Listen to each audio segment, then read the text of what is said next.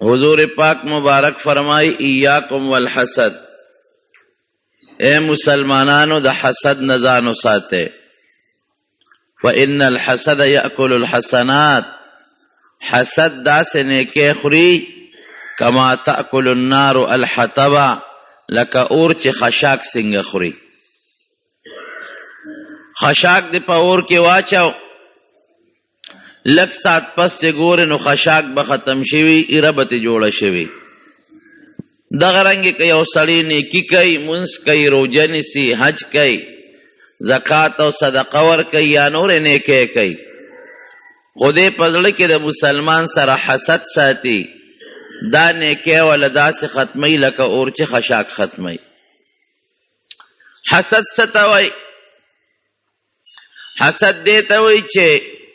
اللہ یو انسان لی یو نعمت ورکڑی او توی چه خدای دا دی ولی ورکڑی دی، پا دی خپل دلکی دا سوچ که چه دی بل دا نعمت ولی ملو شوی دی، دا دی مالدار ولی دی، دا دی عالم ولی دی، دا دی سڑی دا خلق عزت ولی کئی، او دا سپین جامع ولی چولی دا، او دا خشتا ولی دی. دا سوچونه چې یو سړی کوي دې ته روړو حسد وای. دا ډېر خطرناک جرم دی.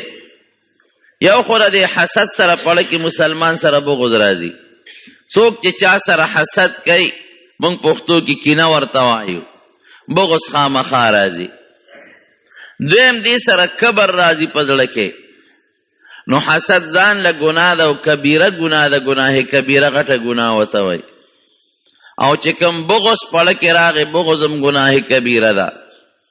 او چې کم کبر د سړي په زړه کې راغی دام گناه کبیره ده. او کله دا حسد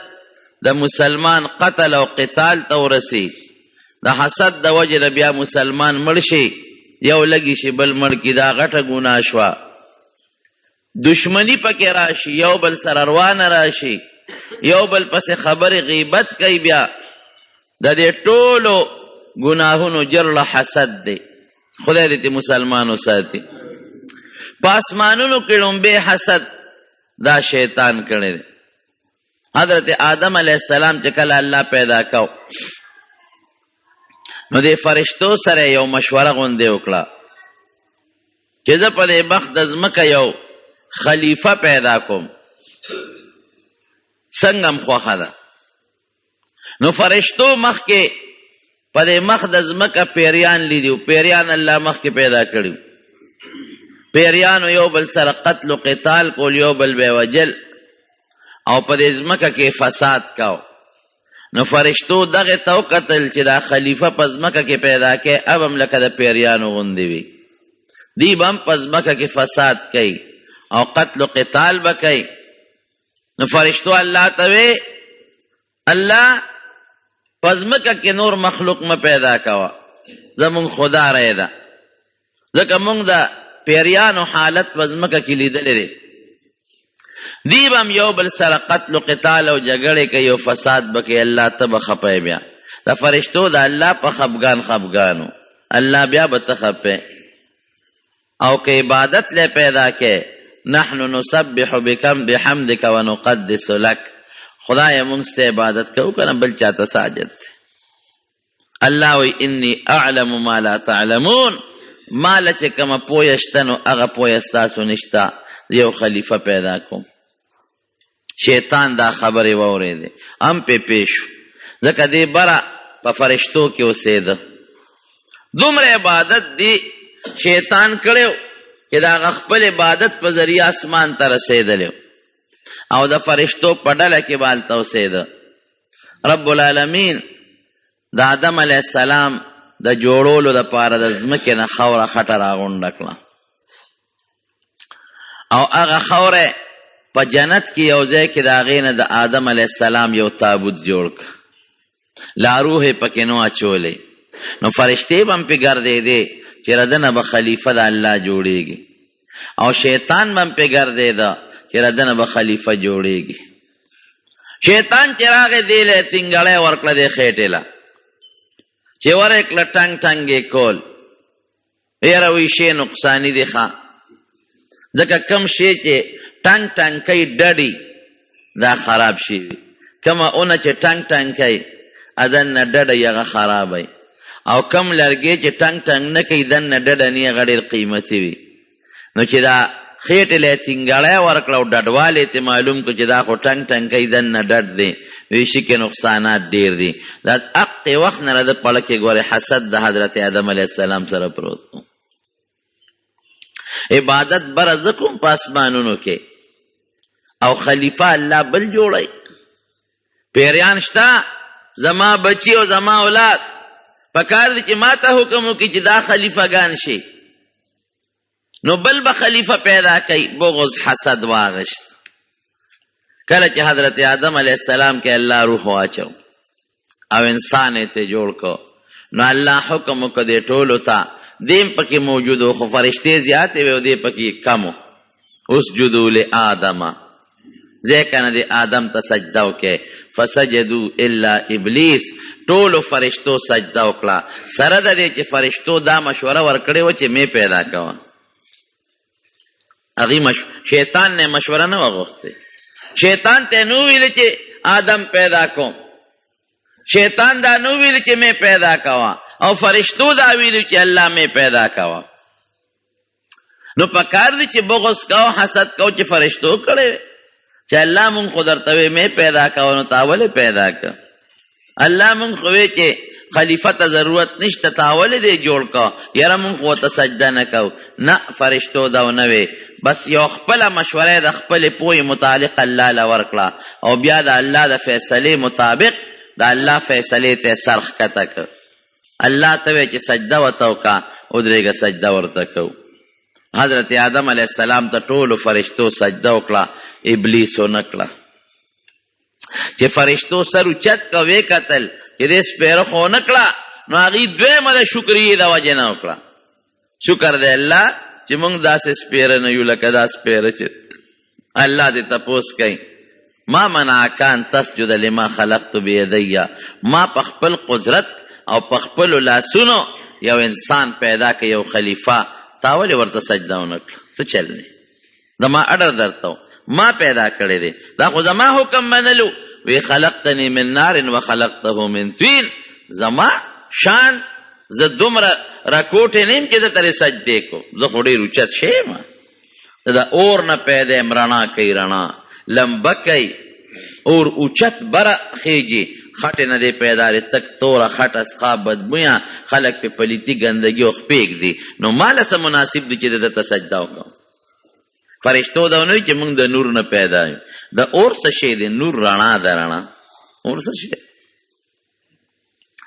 ګوره حسد یې وکړه د آدم علیه السلام سره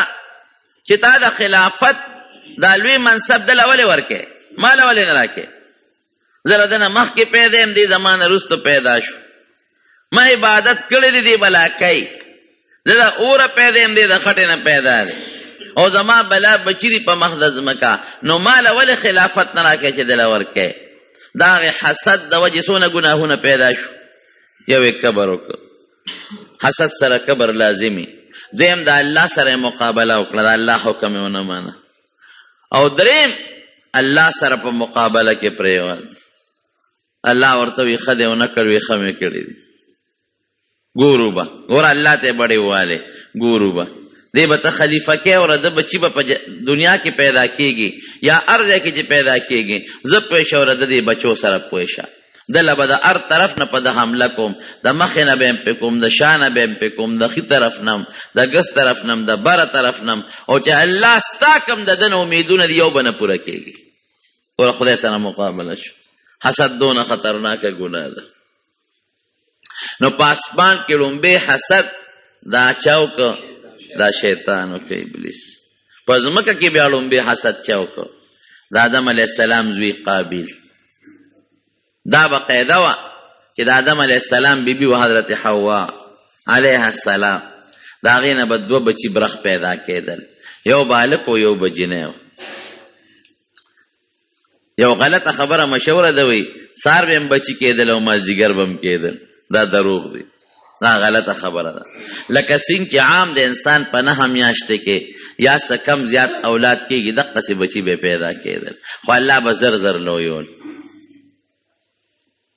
نو کم الک سره چې به کومه جنۍ پیدا شوه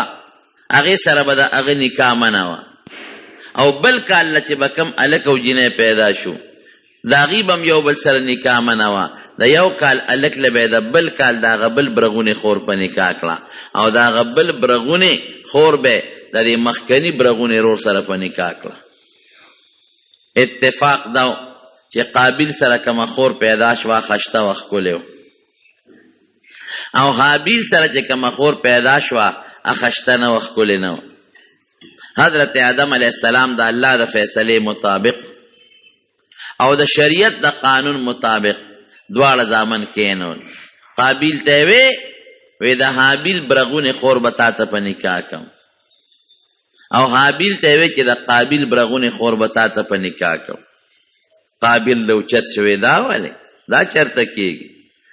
زما خور ما سره چې پیدا د ښکلې ده هغه ماله مناسب ده ځکه زما برغونې پیدا ده او حابیل پیشه او خپله خور یې پیشه زه خپله خور دله نه ورکوم. دی په ما ولې اوچته مشر زیم مخکنی قابل پیدا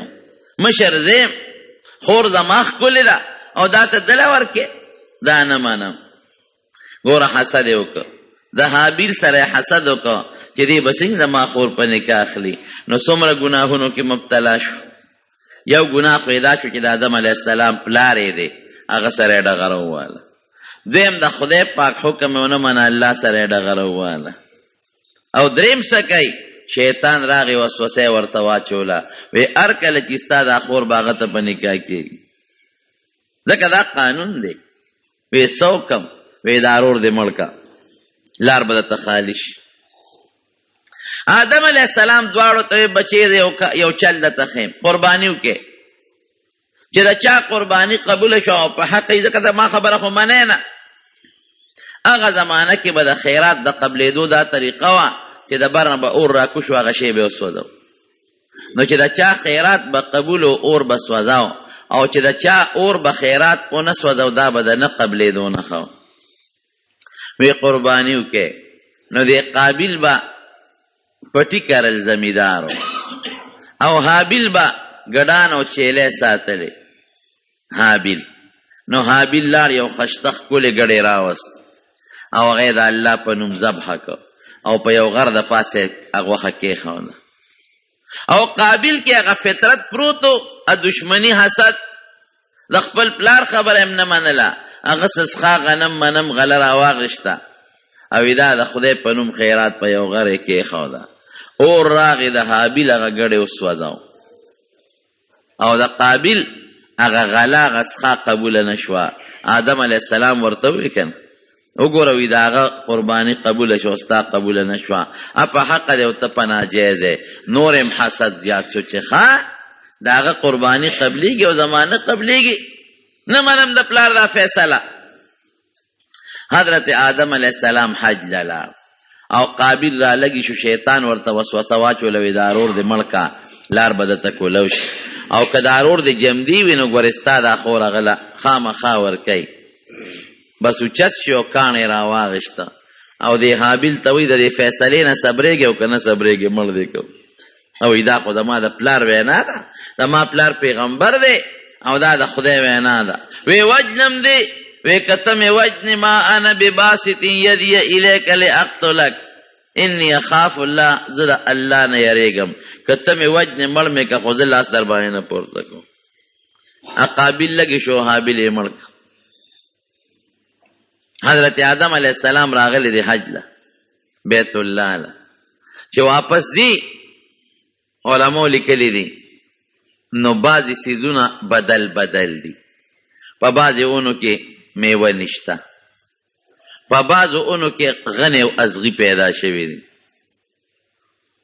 بعضې څیزونه ورته بعضو کې میوه شته خو چې راشوقۍ ترخه ده الله داسې شوي دي دا خو دا ځینې میوه ترخه شوې ده او ځینې میوه خوږه ده. بعضې بوټو کې میوه نشته بعضو کې ازغي او غنې پیدا دي